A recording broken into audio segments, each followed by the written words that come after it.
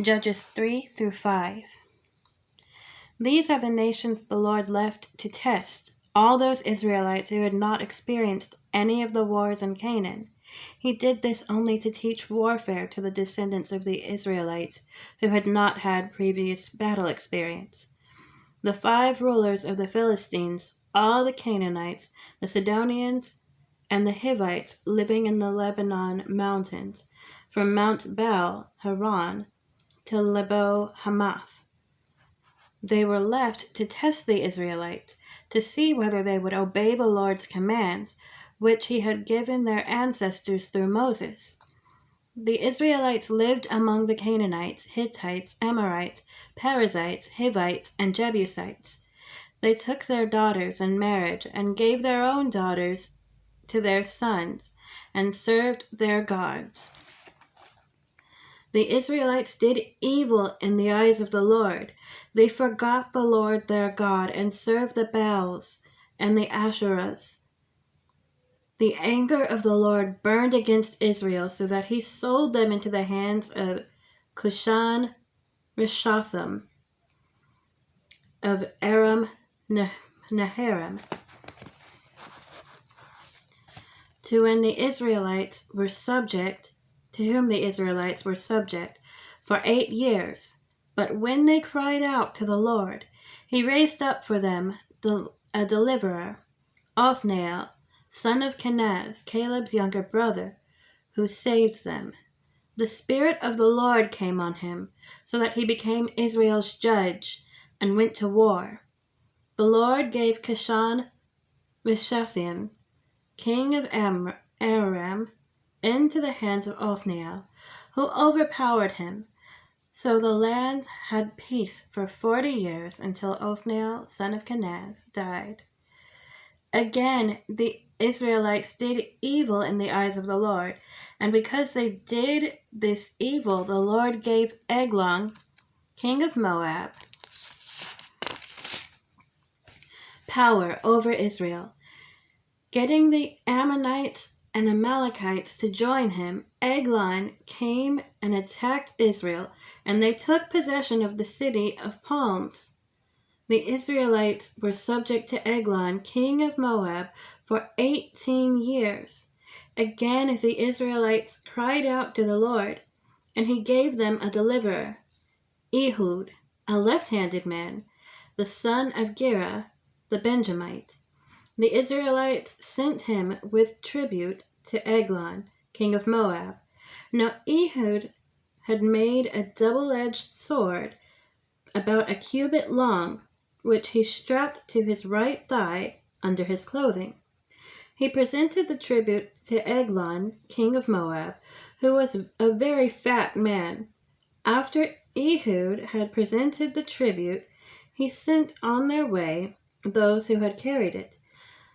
But on reaching the stone images near Gilgal, he himself went back to Eglon and said, "Your Majesty, I have a secret message for you." The king said to his attendants, "Leave us," and they left. Ehud then approached him while he was sitting alone in the upper room of his palace and said, "I have a message from God for you."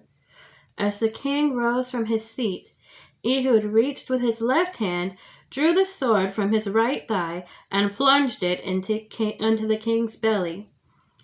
Even the handle sank in after the blade, and his bowels discharged.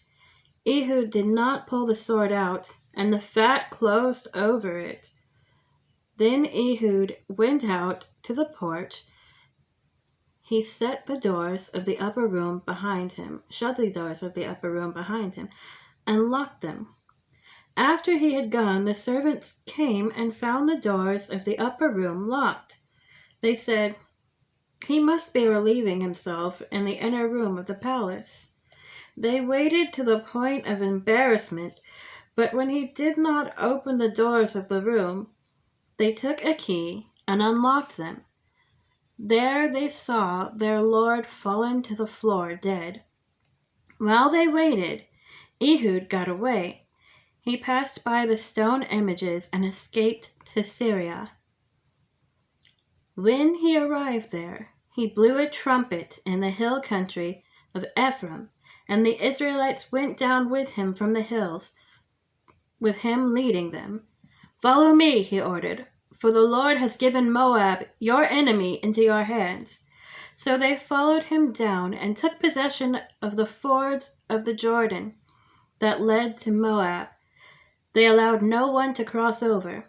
At that time they struck down about 10,000 Moabites, all vigorous and strong. Not one escaped.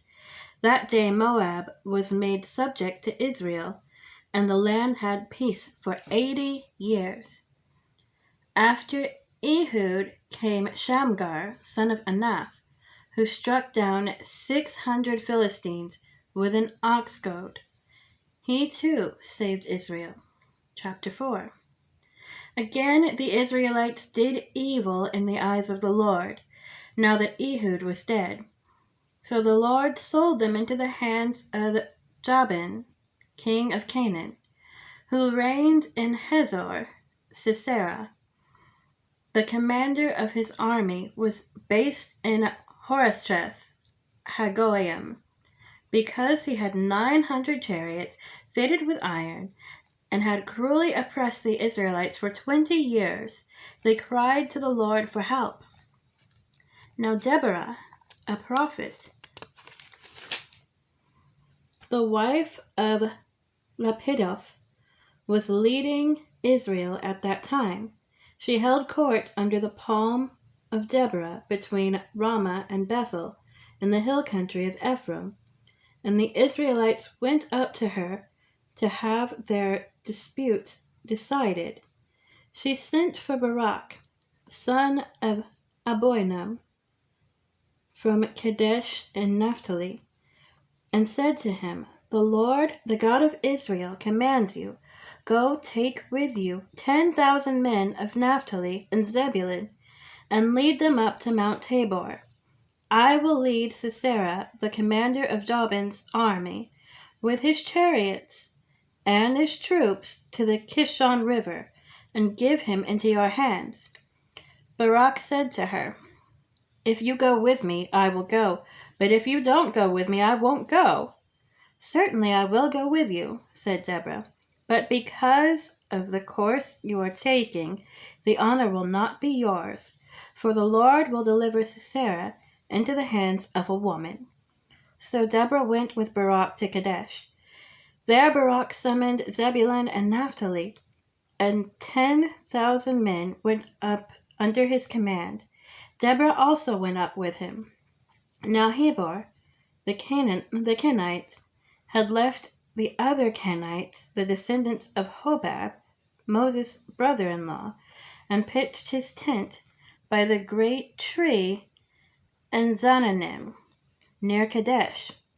When they told Sisera that Barak, son of Abinoam, had gone up to Mount Tabor, Sisera summoned from Harosheth Hagoyim to the Kishon River all his men and his 900 chariots fitted with iron. Then Deborah said to Barak, "Go, this is the day the Lord has given Sisera into your hands. Has not the Lord gone ahead of you?" So Barak went down Mount Tabor, with 10,000 men following him. At Barak's advance, the Lord routed Sisera and all his chariots and army by the sword, and Sisera got down from his chariot and fled on foot. Barak pursued the chariots and army as far as Harosheth Hagoyim.